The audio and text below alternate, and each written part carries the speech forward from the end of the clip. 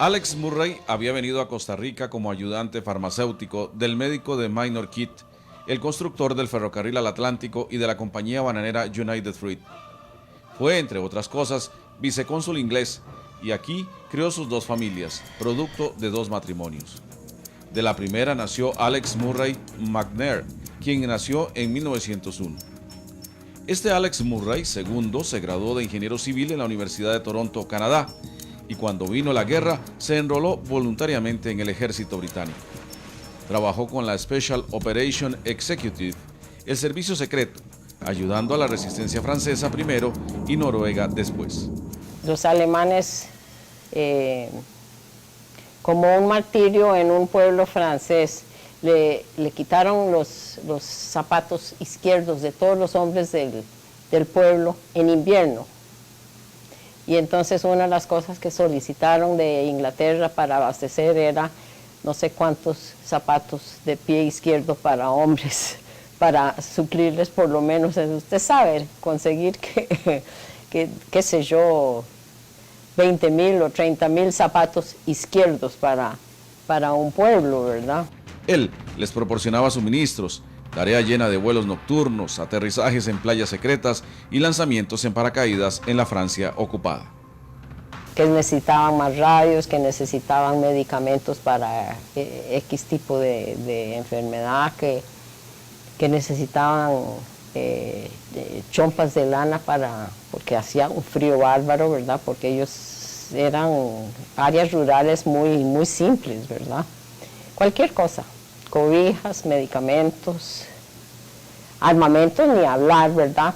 Después de la guerra volvió a Costa Rica, fundó la compañía Cachí Coffee Company y se convirtió en cafetalero. Así conoció a José Figueres Ferrer y fue su partidario, amigo y colaborador. Junto con Jorge Manuel Dengo, fundó el ICE y fue el primer presidente ejecutivo de esa institución. El primer Alex Murray tuvo un segundo matrimonio y de allí nacieron 2 hijas y 2 hijos. El primero fue Bruce Murray Quirós, quien participó en la guerra dentro de la Fuerza Expedicionaria Británica, que en mayo de 1940 fue arrinconada en la costa belga de Dunkerque.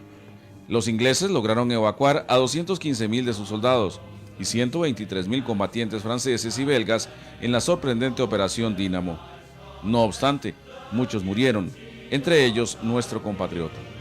El segundo fue Douglas Murray Quirós, quien combatió como artillero en la Fuerza Aérea y cumplió la labor de llevar suministros desde India hasta China, que estaba en guerra con el ejército japonés.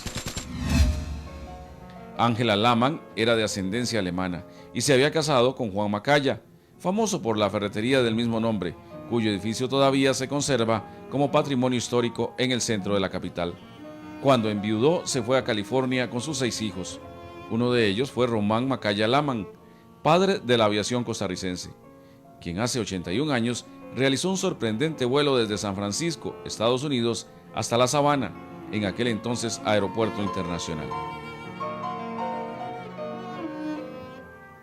Uno de los 6 Macaya Laman era Roberto, que decidió quedarse en Estados Unidos y fue reclutado por el ejército.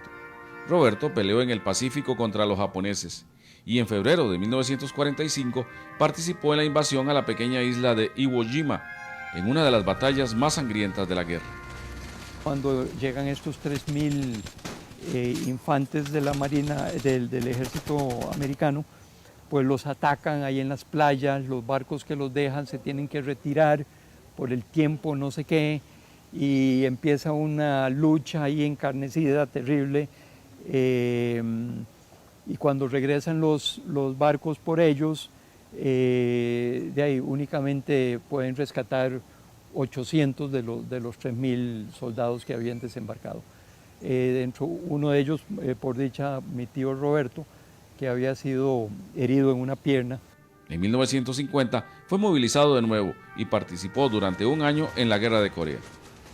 Roberto Macaya Laman regresó a Costa Rica ya en edad avanzada. Y aquí vivió con una pequeña pensión que tenía del gobierno de Estados Unidos. Empezó un pequeño negocio de importación y distribución de artículos para motociclistas, cascos y esa cosa que yo me acuerde. Y después se fue y vivió en Playas del Coco. En Playas del Coco sufrió un derrame y murió hace 15 años en San José.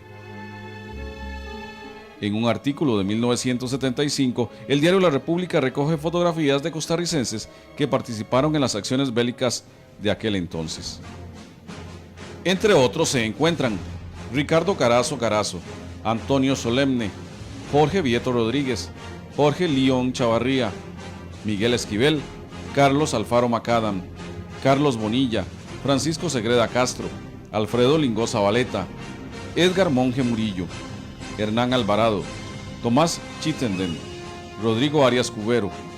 No faltaron las mujeres, entre ellas Claudette Villafranca, Julieta Reyes Field, María Isabel Muñoz, Marta Doris Esquivel y Sarita Casares.